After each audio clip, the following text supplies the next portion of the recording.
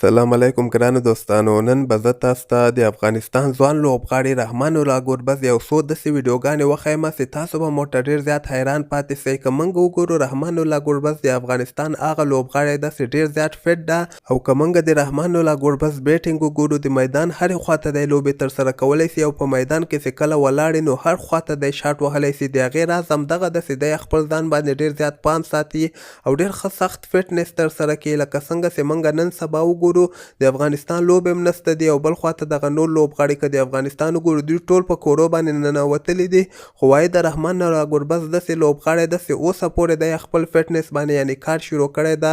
دغه ویډیوګانې به یې زه تاسو ته وښیم، خو نو دغه فټنس که موږ د افغانستان لوبغاړو لپاره وګورو دغه هر یو لوبغاړی ته ډېر زیات مهمه ده چې خپل فټنس باندې کار وکړي، ځکه چې یو لوبغاړی فټ وي نو هغه بیا ډېر ښه ځلیږي، که هغه بالر وي که بیټسمین وي ډېر ښه ځلیږي. تاسو نړیواله سطح باندې دغه لوبغاړي وګورئ څومره فټ دی، او د افغانستان لوبغاړي که موږ راواخلو رحمان الله ګربز، نجیب زدران، محمد نبي، رشید خان دا هغه لوبغاړي دي چې خپل فټنس باندې ډېر زیات کار کوي، ځکه خو دوی ځلیږي. د افغانستان لوبې که وګورو موږ همدغه دوه درې په ګوتو په شمار باندې دغه څو لوبغاړي دي چې ډېر ښه ځلیږي، چې په دغه کې رحمان الله ګربز تاسو دغه ویډیوګانې وګورئ.